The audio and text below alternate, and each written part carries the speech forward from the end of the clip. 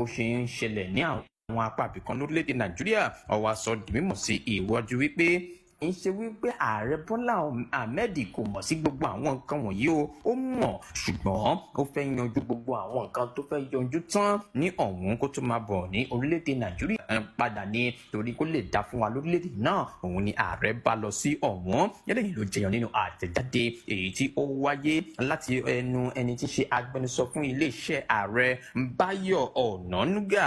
Òun ni ó sọ di mímọ̀ pé ààrẹ Bọ́lá Ahmed Tinubu ni àwọn òṣìṣẹ́ rẹ̀ ni wọ́n ń jábọ̀ oríṣiríṣi nǹkan fún bí ó ṣe ń lọ lórílẹ̀‐èdè Nàìjíríà. Bẹ́ẹ̀ náà ni wọ́n sọ di mímọ̀ wípé ààrẹ Bọ́lá Ahmed Tinubu yóò máa padà sórílẹ̀‐èdè Nàìjíríà lẹ́yìn pọ̀pọ̀ ṣìnṣìn ọdún Easter gẹ́gẹ́ bí wọ́n ti ṣe sọ di mímọ̀ nínú àtẹ̀jáde náà. Ẹ má gbàgbé pé ọjọ́ kejì nínú oṣù tá a wà yìí ni ààrẹ Bọ́lá Ahmed Tinubu ni wọ́n tẹ ọkọ̀ létí.